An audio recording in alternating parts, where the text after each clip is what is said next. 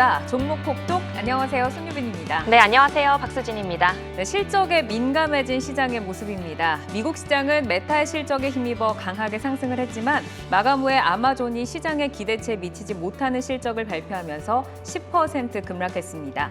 이에 우리 시장도 상승은 이어갔지만 기대감에는 못 미친 출발을 했고요. 원화 약세가 지속되는 가운데 외국인의 수급을 기대하기 어려운 시점이죠. 하지만 코스피는 매수세가 들어왔습니다. 장중에 중국 정부의 플랫폼 규제 재점검 소식에 홍콩과 상해 증시가 강세고요. 우리 시장도 정책과 대형주의 실적에 기대는 모습이었습니다.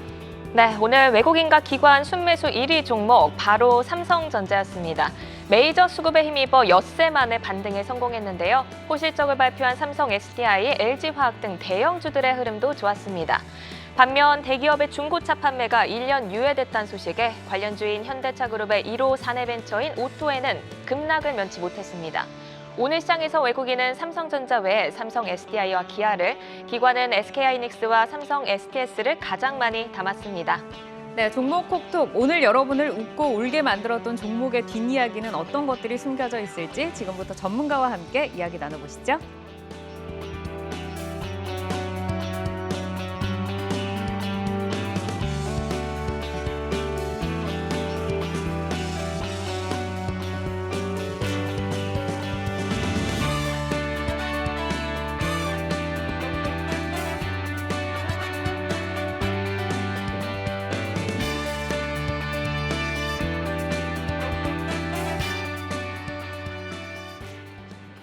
금요일 종목 콕톡 함께해 주실 세 분 먼저 소개해드리겠습니다. 박종훈 FS리서치 수석연구원, 신현식 와운의 파트너, 김동준 신한금융투자 서울금융센터 부장 자리해 주셨습니다. 안녕하세요. 안녕하세요. 안녕하세요. 네, 반갑습니다. 오늘도 역시 시장 이야기를 좀 하고 가겠습니다. 한 주의 마무리는 그래도 기분 좋게 끝났어요. 양시장 모두 빨간불로 거래를 마쳤는데 미국과 국내 증시 보면 모두 실적에 좀 민감도가 높아진 것 같다라는 모습이고요. 변동성도 굉장히 극심하게 나타나고 있습니다. 먼저 박종훈 연구원님부터 오늘 시장 어떻게 보셨나요? 예, 간만에 이제 외국인들 이제 들어왔기 때문에 그런 모습을 좀 긍정적으로 보고 있습니다. 근데 이제 제가 지지난주쯤부터 계속 말씀드렸던 게 어차피 지금 나스닥 종목들, 빅테크들 특히나 실적 나오면 그 시비가 계속 엇갈릴 거라고 매일매일 바뀔 수 있으니까 너무 일희일비하지 말라고 말씀드렸는데 오늘 너무 좋았다고 해서 너무 조금 경계는 그래도 늦추지 않고 하셨으면 좋겠습니다. 네, 외국인 수급이 들어온 것은 긍정적이지만 일희일비하지 말자라고 언급을 해주셨습니다. 오늘 환율 상승세가 일단 주춤하긴 했지만 여전히 원화 약세 기조입니다. 김동준 부장님은 환율과 시장 흐름 어떻게 보시나요? 예, 우리 증시는 특히 이제 외국인의 그 반응하는 게 크기 때문에 환율 영향이 좀 큽니다. 오늘 이제 원달러 환율이 떨어지면서 또 이제 글로벌 경기에 민감한 삼성전자하고 LG화학 주도로 이제 상승하는 모습을 보였습니다. 사실 이제 다음 주 이제 FOMC에 빅스텝 50bp를 인상할 거다는 거는 시장의 상당 부분 알려져 있기 때문에 우리 원달러 환율이 과연 1,300원 이상으로 갈 것인가. 근데 여러 가지 그 전문가들의 전망에 따르면 1,300원 이하에서 좀 머물지 않겠냐 이런 판단이 나오면 앞으로는 오히려 단기 급등했던 환율이 서서히 좀 떨어지면서 우리 수급에도 긍정적이지 않을까 하는 거고 업계에 있는 측면에서 본다고 하면은 환율이 떨어지고 외국인들이 사면서 증시가 활황하는 그런 모습을 좀 기대를 하죠. 네, 오늘 코스피의 강세 중심에는 삼성전자가 있었다라고 이야기를 할 수가 있을 것 같은데 박종훈 연구원님이 말씀해 주신 것처럼 지금 실적에 좀 이렇게 좀 장이 좀 과민하게 반응을 하는 모습이기 때문에 일희일비하면 안 될 것 같은 게 메타 같은 경우는 미국 시장에서 실적에 급락을 했다가 또 어제는 급반등에 성공을 하는 모습을 보였습니다. 하지만 또 우리 시장에 외국인이랑 기관이 동반 매수로 좀 끌어주면서 삼성전자 같은 경우는 4% 정도 지금 상승을 했거든요. 오늘 테크주 흐름부터 좀 살펴보도록 하겠습니다. 신현식 파트너님 어떻게 보셨어요? 네, 삼성전자 같은 경우에는 최근에 이제 소외가 되면서 주가가 좀 많이 빠졌고요. 근데 이제 실질적으로 보시게 되면 1분기 실적은 상당히 좋았는데도 불구하고 주가가 좀 빠졌죠.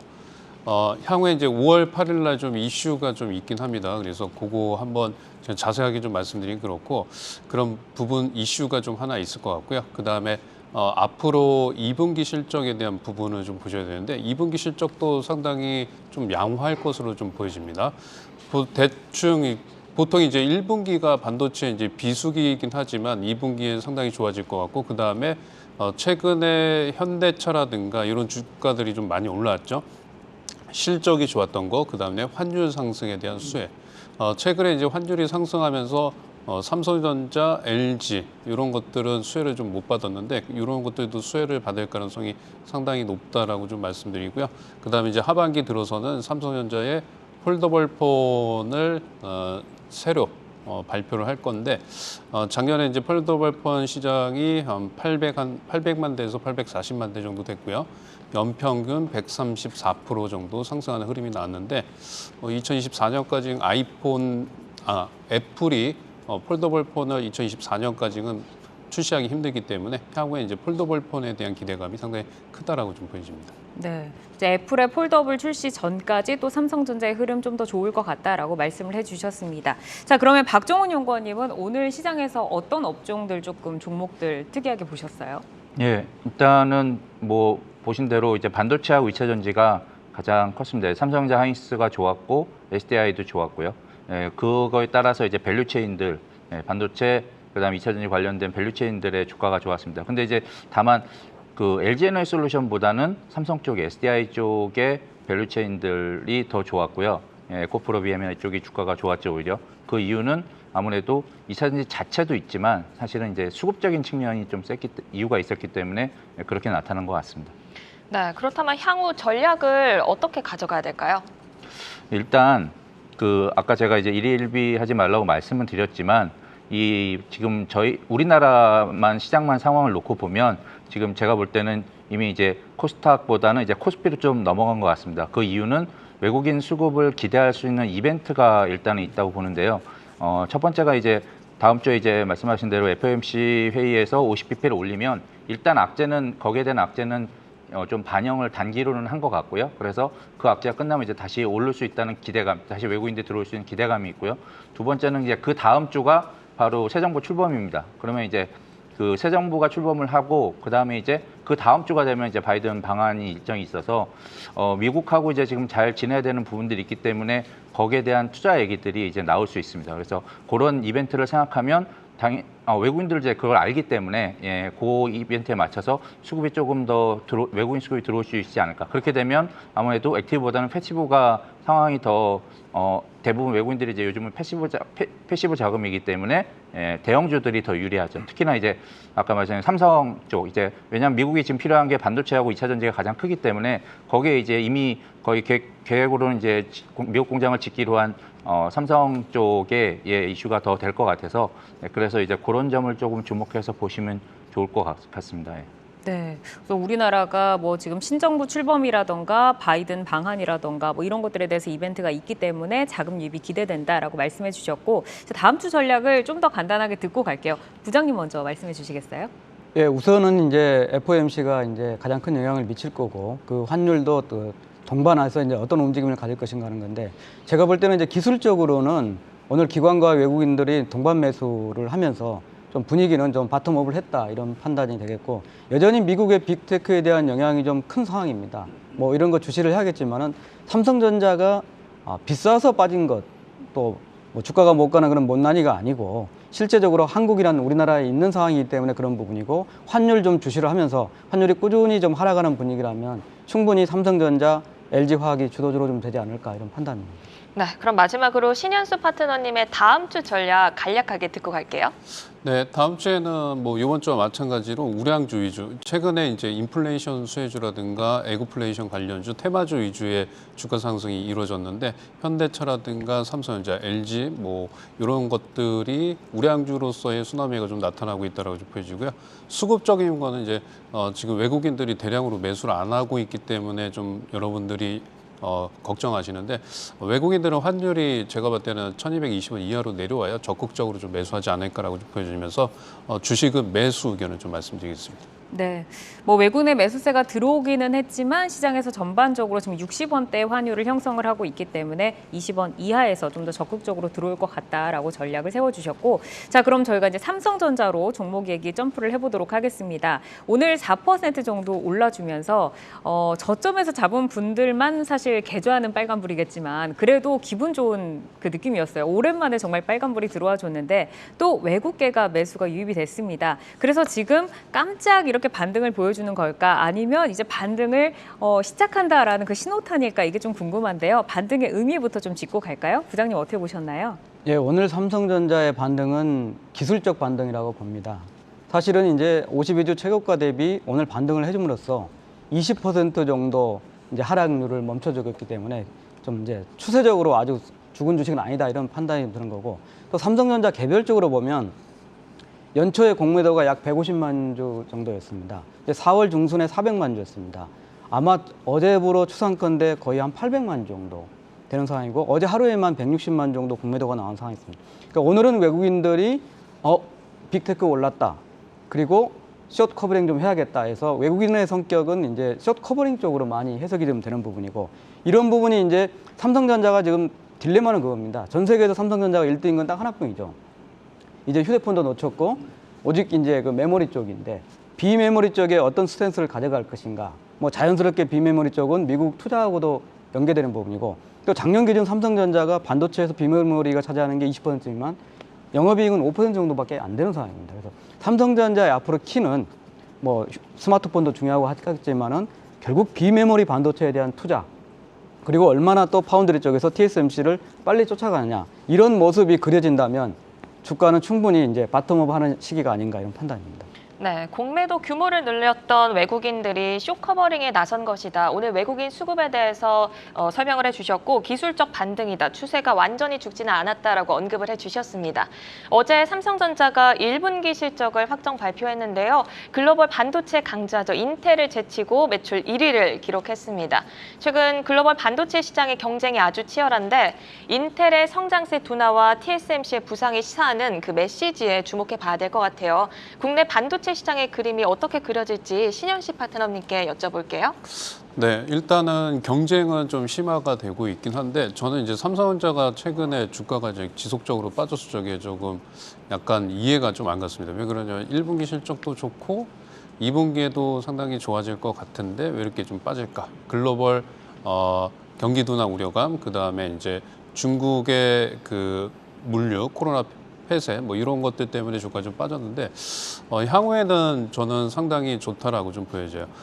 지금 이제 최근에 65,000원을 이탈하면서 오늘 향후에 이제 65,000원 이탈해서 추세는 어느 정도 바닥권은 형성이 됐는데, 앞으로 삼성전자가 추가적으로 상승 추세를 유지하기 위해서는 글로벌 증시가 어느 정도 저점을 찍고 바닥을 좀 다져야 된다라고 좀 보여지는데, 그거는 좀 약간 애매하다라고 좀 보여지고요. 단기적으로 삼성전자 같은 경우에는 실적에 대한 기대감이, 그리고 오늘 4% 정도 상승했긴 하지만 추가 상승이 더 가능하다라고 좀 말씀드리고, 7만 원, 최소 7만 원입니다. 최소 7만 원 이상까지는 보유하는 관점이 가장 좋지 않을까 이렇게 보여집니다. 네, 우선은 지금 삼성전자의 추가 상승이 가능하고 7만 원 선을 지금 언급을 해주셨습니다. 하지만 말씀하신 대로 그 반도체 쇼티지도 있고 또 매크로의 불확실성이 잔재를 하고요. 그리고 휴대폰이라던가 PC라던가 이런 IT 수요 우려에 대한 부분도 여전히 좀 있습니다. 이 부분 좀 어떻게 판단하시는지 박종훈 연구원님 들어볼까요? 네, 뭐 말씀하신 대로 모바일 폰 같은 경우는, 휴대폰 같은 경우는 사실은 성장이 많이 멈춘 건 사실이고요. 거기에 대한 영향으로서 메모리 쪽이든 뭐 영향을 받는 건 맞지만, 그래도 나름대로 견조한 수요를 보이고 있고요. 또 서버 쪽에 대한 기대감이 있기 때문에 그런 산업적인 측면에서는 사실은 그렇게 뭐 크게 우려는 없습니다. 사실 우리가 또 지금 환율이나 이런 것들 때문에 이익적인 측면에서 조금 더 유리한 부분들도 있고요. 그런 점을 감안하면 그런 거에 대한 우려보다는 조금 더 수요가 늘어나고 있는, 수요가 아직까지 굉장히 많다는 점을 조금 주목해서 보실 필요가 있을 것 같습니다. 네, 오늘 모처럼 반등에 성공을 했지만 그래도 갈 길이 멀어 보이긴 합니다. 반등에도 차익 매물이 나올 가능성이 있어서 큰 반등을 기대하긴 어렵다라는 이야기도 나오는데요. 향후 주가 흐름을 어떻게 전망하시는지 신현석 파트너님이 전략과 함께 제시해 주실까요? 네, 삼성전자는 일단은 단기적으로 저점 라인 때는 좀 형성이 됐다라고 좀 보여지고요. 그래서 이제 삼성전자를 혹시 뭐 보유하신 분들은, 저는 이제 추가 매수가 뭐 내일 만약에 월요일 날 뭐 주가가 좀 빠진다고 하더라도 추가 매수는 가능하다라고 좀 보여져요. 그리고 지금 보시면 코스피 시장의 상승률과 삼성전자의 상승이 좀 디커플링 되면서 삼성전자가 오히려 강한 흐름이 좀 연출이 된다라고 좀 보여지기 때문에, 삼성전자 관련해서 장비 쪽 관련주들도 상당히 좋을 것 같고요. 그다음에 폴더블 폰 아까 말씀드렸던 폴더블 폰 관련 세경 하이테크 뭐 이런 것들 그다음에 이제 향후에 롤러블 폰 관련해서도 좀 특허를 갖고 있는 기업들을 한번 찾아서 좀 매수하는 전략이 좀 좋을 것으로 보여집니다. 네, 삼성전자 매수 의견 유효하다. 그리고 장비 쪽도 좀 눈여겨보자라고 언급을 해주셨는데 그러면 김동준 부장님께서는 어떻게 전략 짜가실 수 있을까요? 삼성전자에 네. 대해서요. 뭐 삼성전자에 대해서는 사실은 오늘 반등이 기쁘기도 하지만은 또 계속적으로 이렇게 뭐 3% 4% 올라가기는 힘든 주식이죠, 사실. 근데 이제 말씀드렸듯이 외국인들이 최근 한 일주일 정도 한 1,500만 정도 상당히 많은 물량을 좀 매도를 했기 때문에 주말에 미국에서 빅테크 주식들이 여전히 견조하다고 하면은 삼성전자도 좋은 흐름을 충분히 탈 만하다 이런 측면이고 제가 이제 환율하고 연계해서 많이 말씀을 드리는데 환율이 기조적으로 좀 소폭이나마 하락 추세를 간다면은 글로벌 경기하고 민감성이 큰 삼성전자, LG화학은 당연히 외국인들이 긍정적인 관심을 가질 걸로 보이기 때문에 주가 흐름도 좀 긍정적으로 판단합니다. 네, 우선 이제 미국 시장의 빅테크 종목의 움직임 그리고 환율을 조금 살펴봐야 할 것 같다라고 말씀을 주셨고요. 자, 그러면 다음 종목으로 넘어가 보도록 하겠습니다. 2차 전지주입니다. 그중에서도 박종훈 연구원님이 오늘 삼성 SDI를 들고 오셨는데 1분기 사상 처음으로 4조 원이 넘는 매출을 올리면서 오늘 주가가 막판에는 2.17% 상승을 했고요. 그리고 장중에는 5% 넘게 오르는 모습을 보였습니다. 이 주가 상승의 배경에는 1분기보다 더 좋은 2분기를 기대하기 때문이다라는 목소리가 좀 있는데 2분기 성장에 대한 눈높이를 우리가 좀 더 키워봐도 좋을지 이 부분 먼저 설명 좀 들어볼까요? 예, 일단 뭐 실적적인 측면에서는 1분기보다는 조금 더 좋을 수 있습니다. 이익적인 측면에서 한 10% 정도 더 QOQ로 올라올 수 있는 여진이 있고요. 그 올라오는 이유가 아무래도 뭐 특정 그 산업보다는 중소형 대형까지 다 해서 ESS까지 포함해서 전부 좋고 또 올레드 쪽 소재 쪽 나가는 것도 전자재료 쪽도 상당히 좋습니다. 전자재료가 이익률이 좋은데 이익률이 상대적으로 한 20% 정도 영업이익률 나오는데 그쪽이 좋아서 전반적으로 실적에 대한 기대감은 있는데 사실은 이제 제가 생각하기엔 이번 주가의 상승은 그것보다는 아까 앞서서 말씀드린 삼성과 이제 앞으로 정부 출범과 미국과의 그런 관계에 있어서의 그런 점에서 좀 더 주목을 하셔서 보시면 좋을 것 같습니다. 오늘 대표적으로 삼성전자보다 하인스가 주가가 삼성전자가 더 왜 올랐을까를 생각해 보시면 보통 만약에 업황이 좋아서 실적이 좋아서 올랐다면 하인스가 더 좋았어야 되는데 삼성전자가 더 좋았다는 건 나름대로 그만한 이유가 있어서 그랬을 겁니다. 네, 이 중소형 전지들 다 좋고 전자재료 쪽 이익률도 견조하기 때문에 2분기 실적 더 기대해도 좋다라고 언급을 해주셨습니다. LG 엔솔 같은 경우에도 1분기 깜짝 실적을 발표했을 때 원통형 배터리 성장에 대한 기대감이 좋았거든요. 네. 근데 삼성 SDI의 경우에는 중대형 전지도 있고 소형 전지도 있고 다양한 제품 포트폴리오를 보유하고 있는데 부분별로 주 고객사와 매출 성장세를 한번 짚어주실까요? 예, 일단 뭐 소형에서는 그 휴대폰용 배터리가 가장 크고요.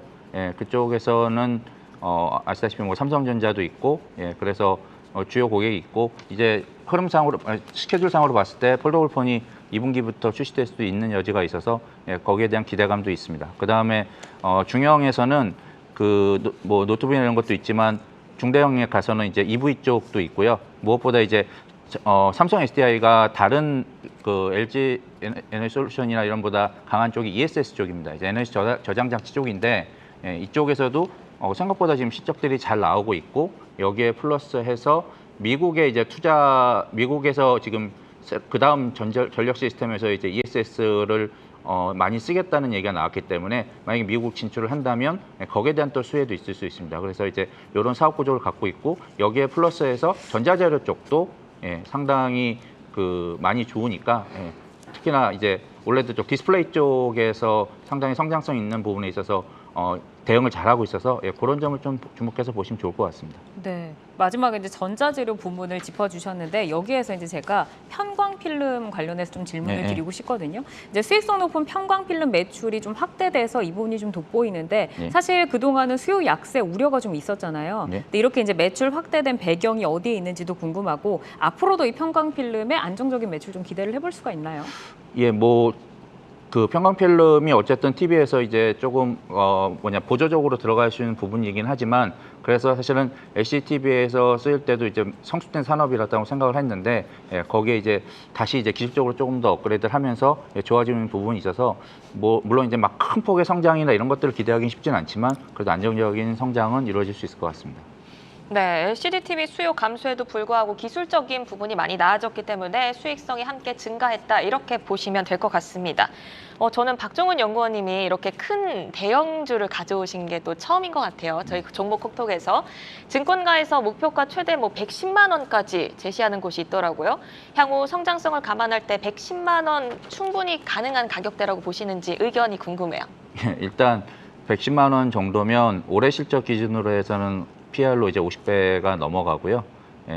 물론 지금 같은 시장 상황에서는 조금 부담스러운 수준일 수 있습니다. 그래서 좀 더 장기적으로 예를 들어서 미국 투자에 대한 가시성이 나오고 그 다음에 2차 전지 특히 원통형 쪽에서의 성장의 가시성이 조금 더 보여진다면 가능은 할 것 같습니다. 다만 지금 단기적으로 봤을 때는 일단은 사업도 사업이지만 실적도 실적이지만 수급적인 이슈로 조금 더 가는 부분들이 크기 때문에 그런 점에서 단기적으로는 너무 큰 기대는 안 하시는 게 좋을 것 같습니다. 지금 뭐 시장에서 그 삼성전자보다 삼성 SDI가 낮고 현대차보다 기아차가 낮다. 동생들의 반란이 시작됐다. 뭐 이런 얘기들이 좀 들려오는 것 같아요. 부장님께서는 삼성 SDI 어떻게 보시나요? 예, 제가 삼성 SDI를 볼 때는 일단 그 대형 배터리라고 하죠. 그 원통형이 이제 거의 작죠. SK온이나 LG 에너지 솔루션은 원통형이 커서 테슬라가 주도하는 환경에서는 조금 처져 있는 상황인데 역시 이제 SDI도 이제 해외 투자 전략을 공격적으로 발표를 안 한 상황이기 때문에 그 발표 이슈가 있을 거고 이제 저는 이제 이런 생각까지 합니다. 흔히 이제 2차 전지 ETF를 하든지 아니면 베팅을 하려면 SDI에 해라. 이제 그 이유 중에 하나가 이제 토요타가 특허를 많이 갖고 있는 전고체 전지 분야에서는 SDI가 가장 강점을 갖고 있고 과거 삼성이 배터리의 화재 이런 걸 상당히 두려워하기 때문에 전고체 전지가 그런 걸 좀 막아줄 수 있는 쪽에 아주 좋은 차세대 배터리이기 때문에 전고체 배터리에 대한 기대감이 SDI는 계속적으로 관심을 갖게 할 그런 요인이다 이런 생각입니다. 네, 전고체 전지 분야에 대한 기대감이 굉장히 크기 때문에 삼성 SDI를 추천을 해주셨고 신현식 파트너님께도 여쭤볼게요. 뭐 2차 전지 전체에 대한 뷰도 괜찮고요. 삼성 SDI에 대한 뷰도 괜찮고 전반적인 뷰를 한번 설명해 주실까요? 네, 2차 전지 같은 경우에는 이제 원재료 값이 상승하면서 상당히 이제 실적에 대한 부분은 좀 향후에 보셔야 될 것 같은데 그래서 이제 저가형 LFP, 리튬 인산 철 배터리 관련해서 수요가 상당히 늘어나고 있어요. 테슬라 같은 경우도 지금 이제 모델 Y의 스탠다드 쪽에 리튬 인산 철을 하고 있습니다. 왜냐하면 이제 그 배터리 가격이 상당히 저렴하기 때문에 그렇고요. 그래서 향후에 이제 전기차 같은 경우에 테슬라의 그 시장 점유율이 상당히 높기 때문에 테슬라가 선택하는 배터리, 그러니까 저가형은 LFP 배터리하고 그 다음에 4680 배터리입니다. 4680 배터리는 원통형 배터리이기 때문에 삼성 SDI가 경쟁력을 좀 갖고 있다라고 좀 보여지고요. 최근에 이제 LG 에너지 솔루션 같은 경우에 테슬라에 납품을 하고 있는데 LFP 배터리 때문에 지금 삼성 SDI하고 LG 에너지 솔루션 같은 경우도 이제 LFP 배터리를 개발을 하려고 하고 있다라고 좀 보여지기 때문에 향후에는 리튬 인산 철 배터리의 성장성이 좀 크지 않을까 이렇게 보고 있습니다. 네, 어쨌든 테슬라가 이제 시장에서 점유율을 확대해 나가면서 우리 시장에서도 LG 에너지 솔루션 그리고 삼성 SDI 좀 더 주목해서 보면 좋을 것 같고요. 자, 그럼 저희는 다음 종목으로 넘어가 보도록 하겠습니다. 이번에는 해운주인 HMM입니다. 신현식 파트너가 선정을 해주셨는데 뭐 HMM 하면 흠슬라로 뭐 워낙 유명하죠. 해운의 대장주인데 최근에 1분기 호실적 기대감 그리고 이제 해상운임 하락세 등으로 이슈가 좀 부각이 되면서 하루하루 좀 등락을 다시 한번 좀 거듭을 하고 있는 모습입니다. 시장이 굉장히 좀 기대를 하고 있는 종목인 것 같아요. 1분기 실적이 이제 5월 중에 좀 발표가 예정이 되어 있죠. 어떻게 네네네. 생각하시나요? 1분기 실적이 상당히 좋습니다. 지금 실적을 보게 되면 한 4조 4천억 정도 예상이 되고 있고요. 매출액은 그다음에 영업이익은 한 2조 5천억 정도 돼요. 근데 이제 단기적으로 이제 그 1분기 실적뿐만 아니라 여태까지 6분기 연속해서 영업이익 자체가 한 10조 원 정도 예상이 됩니다. 그러니까 돈을 엄청나게 많이 벌었죠. 그래서 HMM 같은 경우에는 이제 실적이 좋았던 이유는 아이러니하게 삼성전자도 마찬가지로 코로나 때문에 코로나 봉쇄가 되고 나서 삼성전자는 이제 IT 쪽에 수요가 늘어났고 HMM 같은 경우에도 2020년 초에 코로나 봉쇄에 따른 해상 운임 가격이 상승하면서 실적 부분이 상당히 개선되고 있다라고 좀 보여져요. 그래서 저는 이제 HMM은 향후의 성장성이나 뭐 이런 것보다는 최근에 그 중국의 코로나 봉쇄에 따른 2000년 초에 코로나 봉쇄에 따라서 그때 이제 실적 부분이 개선되면서 움직였던 것처럼 상하이의 봉쇄에 따른 단기적으로 수혜가 좀 예상이 되지 않을까 뭐 이런 관점이고요. 최근에 그 HMM 같은 경우에는 지금 운임 가격이 상하이 컨테이너 운임 가격이 하락하고 있긴 해요. 근데 미주라든가 유럽 쪽은 상당히 양호합니다. 그리고 HMM 같은 경우에는 이제 미주라든가 유럽 쪽에서의 어차피 이제 비중이 크기 때문에 큰 영향을 받고 있지 않다라고 좀 보여지고요. 그래서 향후에 이제 HMM의 매수 포인트는 단기적으로 코로나 예전처럼 2020년 초처럼 봉쇄에 따른 테마 형성 가능성이 좀 있지 않을까 뭐 이렇게 보고 있습니다. 네, 말씀을 주신 것처럼 1분기 실적은 좋은데 그 해상 운임이 조정 국면이라는 점이 저는 리스크로 보여져요. 중국 봉쇄, 인플레이션 심화 등으로 이 해상 운임은 조정 국면인데 말씀을 주신 것처럼 상하이 컨테이너 운임 지수가 14주째 하락하고 있고 사상 최고치를 찍었던 지난 1월과 비교해서는 1000포인트 정도 떨어졌다고 합니다. 이 해상 운임 하락으로 받는 영향이 크지 않을 거라고 말씀을 해주셨는데 조금 더 자세히 말씀을 해주실까요? 네, 뭐 어차피 매출에서 차지하는 비중이 중국 상하이 컨테이너 그 지수보다도 미주라든가 유럽 쪽이에요. 근데 실질적으로 보시면 미주라든가 유럽 쪽의 운임 자체는 크게 빠지고 있지 않습니다. 견조하게 흐름이 나타나고 있는데 향후에 이제 실적이 안 좋아질 거라고 만약 예상을 하게 되면 미주라든가 유럽 쪽에 운임이 만약에 하락할지 여부가 더 중요한 포인트다. 지금 현재는 이제 중국 쪽의 포인트를 보기보다는 그 매출 비중이 큰 미국과 유럽을 좀 보자라고 좀 말씀드리겠습니다.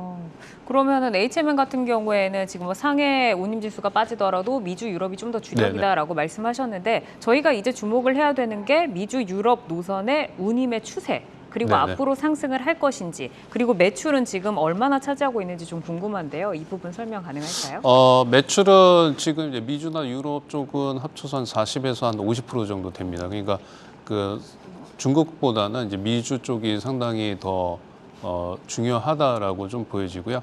그다음에 해운 같은 경우에는 이제 컨테이너선 쪽이 상당히 많기 때문에 향후에 이제 컨테이너 쪽 같은 경우에는 제가 봤을 적에는 지금 유가가 상승하고 그다음에 러시아 우크라이나 문제가 대두되면 컨테이너 쪽 그러니까 벌크 쪽보다는 컨테이너선 쪽의 운임 지수가 좀 좋아질 수 있기 때문에 향후에는 좀 뭐 괜찮아질 수는 있다라고 좀 보여집니다. 네, 저는 박종훈 연구원님께 또 여쭤볼게요. 해운 업계 전반에 대해서는 어떻게 생각하세요? 뭐 말씀하신 대로 지금 인플레도 심하고 그게 생각보다 인플레는 좀 더 장기적으로 갈 것 같고 그리고 이제 그래서 이제 운임도 사실은 최근에 조정을 받았다고 하지만 그렇게 조정폭이 많이 클 것 같지는 않고요.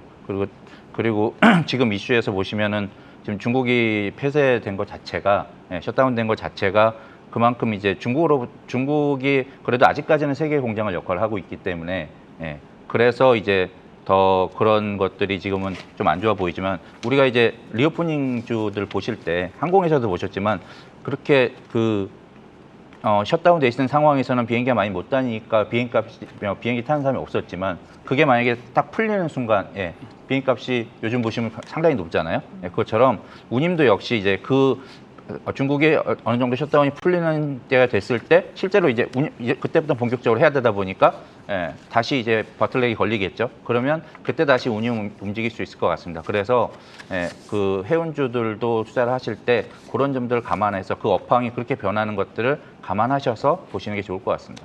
그러니까 물류가 앞으로 더 활발해지니까 수요가 많아지고 그에 따라서 운임 비용이 올라갈 것이다라고 보시는 거죠? 그렇죠. 이제 다시 회복을 할 수 있는 여지. 대신에 이제 단기로는 조금 더 기다려 보셔야 될 것 같습니다. 알겠습니다. 예. 그럼 부장님께도 좀 질문을 드려볼게요. 이 해운 업계 그리고 HMM 매력적으로 보시나요? HMM이 사실은 옛날 현대상선이죠. 네. 현대그룹이고 또 뭐 벌크선이나 이런 쪽보다는 이제 컨테이너. 사실 컨테이너선은 또 경기에 가장 민감한 쪽입니다. 그러니까 지금 상황 업황이나 실적은 대단히 좋지만은 이게 변동성이 대단히 클 수 있는 상황이기 때문에 가격을 좀 봐가면서 좀 매매를 해야 될 수 있는 종목이고 또 하나는 이제 이게 이제 정부를 포함한 M&A 대상 기업입니다. 그 M&A 진행 여부가 상당히 중요한 부분은 전환사채 물량이 상당히 큰 물량을 최대적으로 갖고 있기 때문에 그런 물량들에 대한 체크도 일정 부분 좀 체크해 가면서 본다면은 그리고 글로벌 경기 변동성에 큰 주식이기 때문에 좀 빠른 매매가 필요하지 않을까 이런 판단입니다. 네, 전환사채 부분이랑 글로벌 경기도 체크를 하면서 보는 게 좋겠다라고 언급을 해주셨습니다. HMM 주가를 보면은 박스권에서 좀 등락을 거듭하면서 요즘은 바닥을 다지는 그런 분위기더라고요. 가격 전략을 그러면 어떻게 가져가야 될까요? 네, HMM은 어저께 이제 주가가 좀 상당히 좀 많이 올라왔는데 저는 그러니까 길게는 보면 안 될 것 같고요. 왜냐하면 이제 그 주식 자체가 이제 우량주 쪽으로 좀 넘어가고 있기 때문에 단기적으로는 한 31,000원 정도, 네, 31,000원 정도는 좀 보유하시는 게 좀 좋을 것 같고요. 지금 오늘 이제 어저께 좀 많이 올라왔다가 오늘 단기적으로 조정이 나오고 있는데 26,000원대에서는 만약에 내일 한번 다음 주에 조정이 나오면 저가에 한번 좀 매수를 한번 해보는 전략이 좋을 것으로 보여집니다. 네, HMM은 이제 26,000원에서는 매수 들어가기에 매력적인 종목으로 말씀해 주셨고 단기적으로는 10% 정도 업사이드로 31,000원 제시를 해주셨습니다. 자, 그러면 저희는 다음 종목으로 넘어가 보도록 하겠습니다. 이제 김동준 부장님이 가져오신 아세아 재질이라는 종목입니다. 이제 골판지 업계 1위라고 불리는 테림페이퍼가 5월에 상장을 예상을 하고 있어요. 그래서 골판지 관련주들이 시장에서 다시 한번 좀 수급이 몰릴 것이다라는 뷰인데 테림페이퍼 상장이 미칠 영향 어떻게 보시나요? 예, 우선 이제 골판지 그자 그대로 이제 물결 무늬 모양의 그 판지에 있어가지고 보호를 해주는 역할을 하죠. 그래서 우리가 뭐 삼성전자 TV를 배송을 하게 되면 TV 박스가 이제 그 골판지로 좀 되어 있는 상황입니다. 그래서 이제 우리 이제 주변의 주거 지역에 그 폐박스들이 상당히 많이 있죠. 그 어느 날 보면은 폐박스들이 다 어디로 갈까 상당히 이제 궁금해하죠.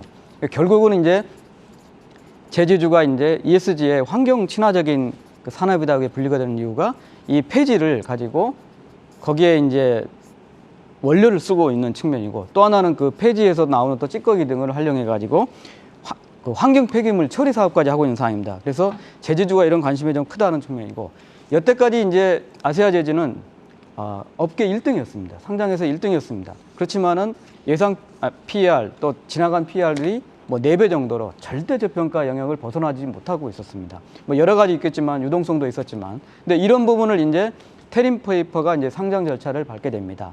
테림페이퍼는 9일경에 이제 수요측을 해가지고 다음 주에 이제 일반 청약을 좀 받고 5월 말에 상장할 겁니다. 그러니까 테림페이퍼는 옛날에 이제 아시는 분들은 아시겠지만은 동일 제지입니다. 2016년에 자진 상장 폐지를 했다가 돌아오기 때문에 뭐 오늘 언론 뉴스를 보시면은 배당 성향을 20%로 하겠다. 이게 주주 친화적인 그런 발언을 하고 있고 또 IPO 후에도 대주주 물량이 75% 그리고 우리사주 직원들이 5% 정도. 그래서 유동성이 상당히 좀 제한적이기 때문에 그 유동성 측면에서 긍정적이다.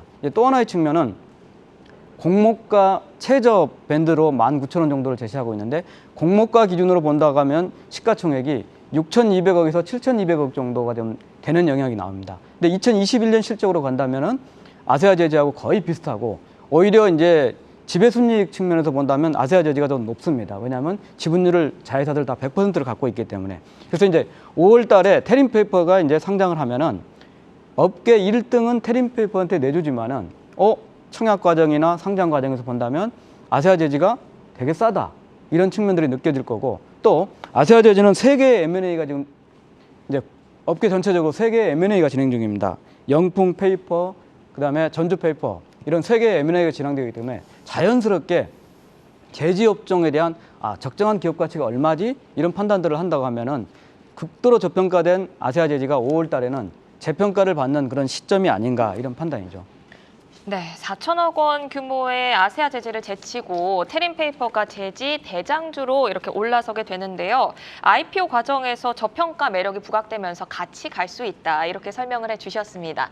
골판지 원지 산업이 사실 코로나 영향으로 지난 2년 동안 굉장히 성장을 했죠.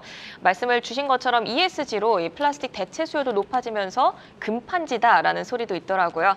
그런데 최근에 이 펄프 가격 변동성으로 인한 우려도 있습니다. 이 부분 좀 질문을 드리고 싶은데 실적 변동성으로 연결이 되지 않을까 걱정이 되거든요. 이 부분 가격 전가로 상쇄가 가능한 부분일까요? 우선 이제 그 업계의 주요 기업 중에 하나인 그 대양제지가 그 화재가 발생해가지고 공장이 전소하는 일이 있었습니다. 이제 일단 골판지 산업을 좀 보면은 원지 업계가 있고요. 그 다음에 이거를 이제 실제로 가공해서 쓰는 골판지 업계가 있습니다. 그 원지는 이제 두 가지, 원질, 이제 종이를 만드는 기본적인 그런 과정을 거치는 거고 녹여서 이렇게 만드는 과정이 되겠고요. 뭐 아세아 제지 같은 경우에는 국내 고지를 80% 정도, 그리고 수입 고지를 10% 정도, 그리고 펄프를 10% 정도 쓰는 원가 구조가 이제 원재료 측면에서 이런 바탕입니다. 근데 빅 메이저 5 그룹사가 전부 원지는 장악을 하고 있습니다. 그래서 이제 그 테림이 20% 정도 점유율, 그리고 아세아 제지가 20% 전체적으로 이렇게 점유율을 좀 갖고 있는 상황이 되겠고, 다음에 이제 나올 수 있는 거는 이제 골판지 쪽에 이제 원단, 실제로 그 종이 자체를 제조하는 기계를 갖고 있는 쪽들이 약 150여 개 업체, 그리고 이제 박스만 만드는 업체들은 2,000개가 넘는 그런 구조로 가고 있는데, 1차적으로 이제 골판지 업계가 좋아진 배경 중에는 경쟁 업체인 대양제지가 화제가 났다. 이런 측면이고, 이제 말씀드렸듯이 수요가 좀 좋아지는 측면들이 있는데, 최근 들어 이제 원가 요인에 부담되는 요인은 이제 고직 가격이 많이 올랐습니다. 국내 고직 가격을 본다면은 작년 1분기에 키로당 150원 정도였습니다. 이거는 이제 제지 업체가 매수하는, 실제로 이제 고직 수입상에서 매수하는 가격이 되겠고, 근데 작년 4분기에 235원 정도, 그래서 이제 100% 정도가 이제 올랐습니다. 그래서 이제 가격 전가를 충분히 했지만은 주가가 이제 실적이 이제 상반기가 좋고 하반기가 부진한 양태를 좀 보였었는데, 금년도에도 이제 강세는 여전히 좀 이어지고 있고, 사실 펄프 가격이 상승하면 신문용지 이런 데들처럼 가격 전가력을 덜했던 데들은 사실은 이제 가격 전가를 하니까 긍정적이지만은, 이미 골판지는 충분히 좀 가격을 인상한 상태라고 이런 판단이 든다면, 앞으로 그 국내 고직 가격을 포함해서 원재료가 얼마나 안정적이냐 이런 판단인데, 이제 수출 가격을, 고직 가격을 보니까는 과거에는 수출을 많이 했었습니다. 지금 190원 정도입니다. 말씀드렸듯이 지금 220, 30원 정도가 이제 내수 가격이 되기 때문에 이제 충분히 내수 가격도 좀 어느 정도 올라 있다. 그렇다고 하면은 안정적으로 간다면은 실적도 이제 작년 상반기, 특히 1분기에 엄청나게 좋은 실적에서 급격하게 하반기에 냉각이 됐었지만은 금년 1분기부터는 안정적으로 좀 실적도 좀 돌아올 거다 이런 판단이죠. 그 뉴스 기사를 제가 보니까 두 가지가 좀 눈에 띄었는데, 하나는 들어가는 내용물보다 포장하는 골판지가 더 비싸다라는 거였고, 그리고 하나는 또 러시아에서 또 이렇게 제지 가격에 또 제동을 걸리다 보니까 아세아 제지가 원가 인상 때문에 울상이다라는 얘기가 있더라고요. 그래도 이제는 조금 안정적으로 갈 수 있다라고 말씀을 해주셨는데, 또 우리나라가 뭔가 부족하면 많이 생산을 하게 되잖아요. 그러다 보니 골판지 업계 호황 속에서 공급 과잉에 대한 재현이 지금 우려가 된다라는 얘기도 있거든요. 이건 어떻게 보시나요? 예, 우선 이제 화재가 난 대양제지가 이제 실제적으로 40만 톤 정도 생산 캐파가 이제 없어졌으니까, 전소가 됐었으니까. 근데 이제 최근에 이제 공시를 했습니다. 이제 공장을 신설을 하겠다. 무려 1,900억이 되는 거고, 2025년 이제 상반기 돼야 이제 가동이 좀 될 것으로 보이고, 사실 이제 40만 톤에서 50% 증가한 60만 톤 정도. 그래서 60만 톤 정도가 이제 늘어날 수 있는 여지가 있지만은 과거에 대비하면 20만 톤 정도 늘어나는데, 이 2천억 정도 가까이 어마어마한 돈이 든다는 게 이제 기존에 있는 업체들의 좀 평가 가치를 좀 높여줄 수 있다는 측면이고, 테림도 이제 IPO 이번에 공모 자금을 활용해 가지고 40만 톤 정도, 700억 정도를 이제 투자할 거다 이렇게 측면입니다. 이게 이제 앞으로 2년 내지 3년 내에 아까 말씀드렸듯이 60만 톤, 40만 톤, 100만 톤 정도. 그러면 2021년에 전체 생산량이 600만 톤 정도니까 15% 정도를 상회하는 측면입니다. 자, 이런 측면은 이제 수요 증가가 일정 부분 좀 상쇄를 할 거고, 두 번째로는 코로나가 풀리게 되면은 우리나라뿐만이 아니라 동남아 지역의 골판지 수요들이 상당히 많이 일어나기 때문에 지금은 내수에 집중을 하고 있는데 수출 환경으로 충분히 좀 접근이 가능하다. 그래서 상세가 충분히 가능하다. 그래서 그렇게 우려할 만한 15% 정도의 공급이 앞으로 2, 3년 내에 늘어나지만은 큰 우려는 안 가져도 된다. 이런 판단입니다. 네, 공급이 늘어나긴 하겠지만 수요 증가가 상쇄되고 그리고 수출 쪽으로 동남아 수요가 또 늘어날 수 있기 때문에 이 부분은 큰 걱정은 없다라고 정리를 해주셨습니다. 아세아제지가 1분기 실적 회복 전망 속에 테린페이퍼의 IPO를 계기로 재평가가 기대되는 저평가주다라고 정리를 해볼 수 있겠는데요. 그러면 나머지 두 분의 뷰도 궁금해요. 먼저 신현식 파트너님께 여쭤볼게요. 네. 아시아제지 네, 말씀. 아시아제지. 네. 아시아제지는 이제 실적이라든가 이런 부분들이 상당히 좀 좋습니다. 그래서 향후에 이제 말씀하신 것처럼 IPO에 대한 기대감이 좀 있기 때문에 IPO 하기 전까지는 주식을 좀 보유하시는 전략이 좀 좋을 것 같고요. 그리고 국제 펄프 가격이 지속적으로 상승하고 있습니다. 그래서 실적 부분이 개선되기 위해서는 이제 제품 가격 인상이 가장 좀 중요하지 않을까라고 좀 보여지고요. 대표적으로 이제 코로나 때문에 종이 목재 이런 주식들이 대표적으로 이제 PBR 주식이었습니다. 그러니까 부동산 자산 가치 대비해서 상당히 저평가돼 있었던데 우리가 시장에서 PBR이 저평가된 주식들은 보통 이제 소외주, 성장성이 없던 주식들이에요. 그래서 코로나 때문에 이런 부분들이 좀 부각되고 있고 그다음에 PBR 부동산 가치 자산 가치 대비해서 상당히 저평가돼 있기 때문에 향후에 저는 주가 상승세는 좀 이어지지 않을까. 그리고 러시아 우크라이나 사태가 해결되기 전까지는 펄프 가격 상승, 그래서 인플레이션 부분들은 지속될 수 있다라고 좀 보여집니다. 우선은 이제 시장에서 조금 소외되었던 종목에 수급이 몰릴 수 있는 가능성을 언급을 해주셨는데 테린페이퍼가 5년 만에 돌아온다고 하더라고요. 그래서 투자자들을 울렸다가 다시 한번 돌아온다고 하는데 얼마나 시장에 관심을 받을 수 있을지 좀 눈여겨보면 좋을 것 같고 박종훈 연구원님께 질문을 드리겠습니다. 이 펄프 업계에 대해서 어떻게 보시나요?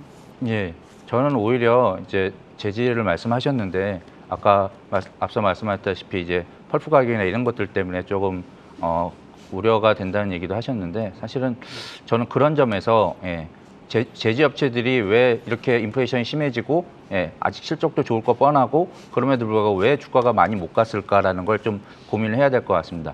이게 보면 일단은 펄프 가격에 대한 우려, 원재료 가격에 대한 정가에 대한 우려가 확실히 생각보다는 더 있는 것 같고요. 그렇다면 그럼 제주에서는 어떤 게 좋을까 하면 제 개인적인 생각으로는 무림 PMP 같이 펄프 쪽에 오히려 약간 좋은 그런 회사를 조금 더 보시는 게 좋을 것 같습니다. 지금은 당장은 무림 PMP가 이제 다른 제주들하고 섞여가지고 시장에서 아직 공부가 좀 덜 돼서 무림 S&P랑 같이 너무 오르지 않았나요? 이번 주에 상승이 좀 많이 나왔던 것 같아요. 많이 나오긴 했는데 오르다가 그다음에 지금 조정을 다시 받고 있습니다. 그래서 많이 제지 쪽을 보신다면 그렇다면 저는 오히려 펄프 쪽이니까 이제 아무래도 무림 PMP를 보시는 게 더 좋을 것 같습니다.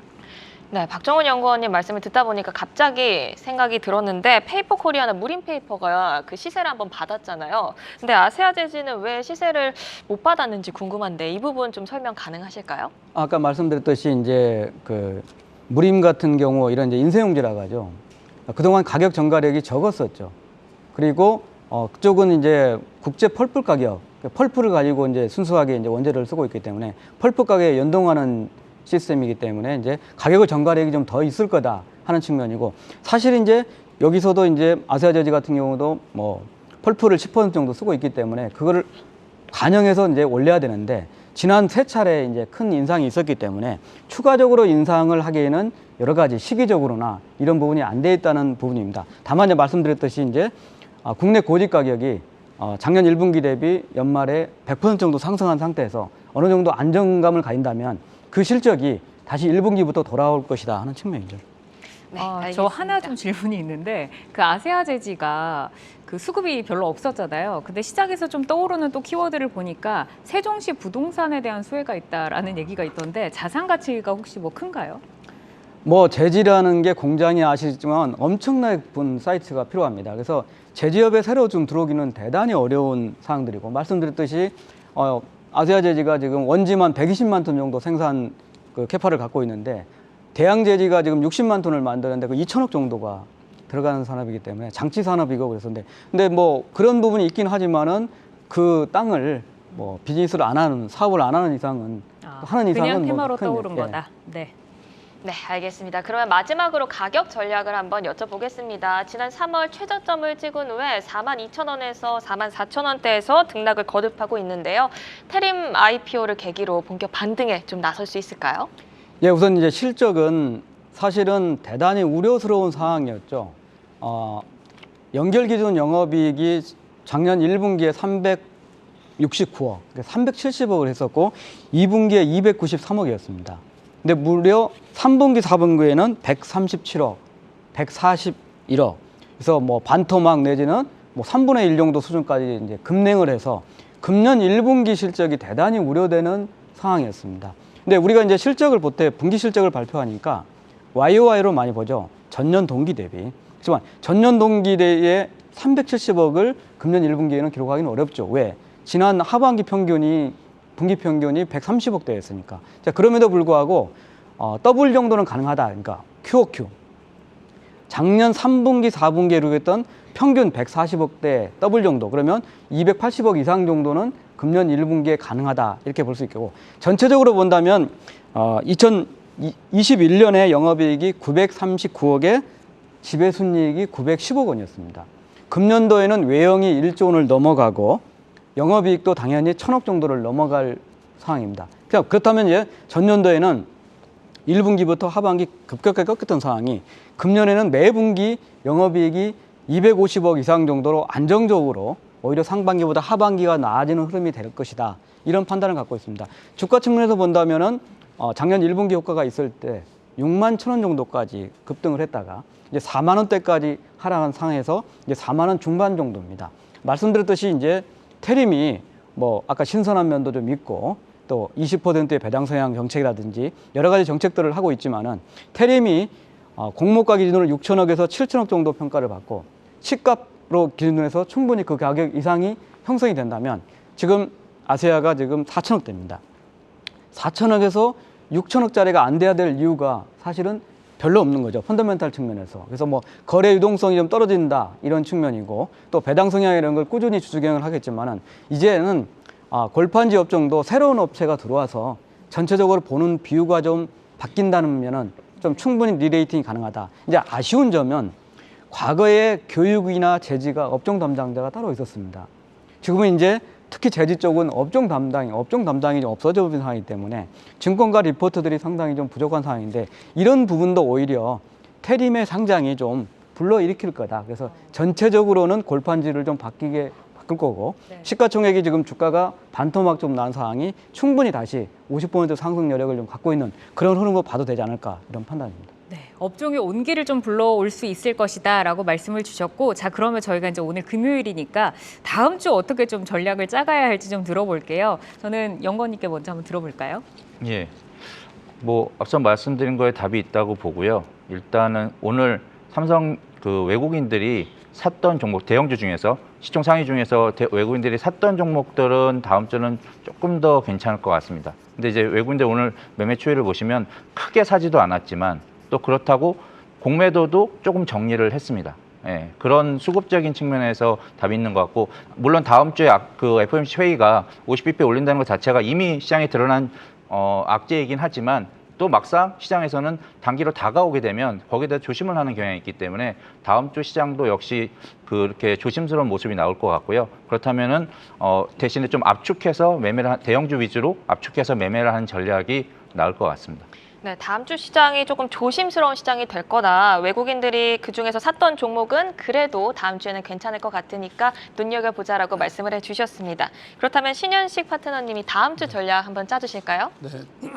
다음 주에는 이제 그 FOMC 회의에서 이제 빅 스텝을 하죠. 근데 지금 시장에서는 사실은 이제 0.5를 인상하겠다라는 게 기정사실합니다. 근데 중요한 거는 금리 인상을 통해서 과연 물가가 잡힐 거냐, 안 잡힐 가능성이 있다. 뭐 요것 때문에 주가가 좀 빠진 거거든요. 그래서 다음 주 시장에서 가장 중요한 거는 금준도 뭐 금리 인상 얘기도 있겠지만 인플레이션이 전체적으로 완화가 된다. 그러면 주가는 전체적으로 좀 상승할 수 있다라고 좀 보여지고요. 그다음에 실내에서 마스크 해제 때문에 오늘 그 색조 화장품 관련주들이 좀 올라갔는데 저는 이제 의류 관련주인 영업무역 같은 리오프닝 관련주들을 좀 보자라고 좀 말씀드리겠습니다. 네, 이렇게 다음 주 전략까지 저희가 마무리해봤고요. 함께해 주신 세 분은 여기서 인사드리겠습니다. 박종훈 FS 리서치 수석연구원, 신현식 와우넷 파트너, 김동준 신한금융투자 서울금융센터 부장 함께하셨습니다. 고맙습니다. 고맙습니다. 감사합니다. 돈이 보이는 종목 수다, 종목 콕톡, 숨겨진 톡, 전략 톡톡으로 다음 주 찾아오겠습니다. 네, 장 마감 후 만나는 주식시장 힐링 마무리 종목 콕톡 다음 주에 만나 뵙겠습니다. 고맙습니다.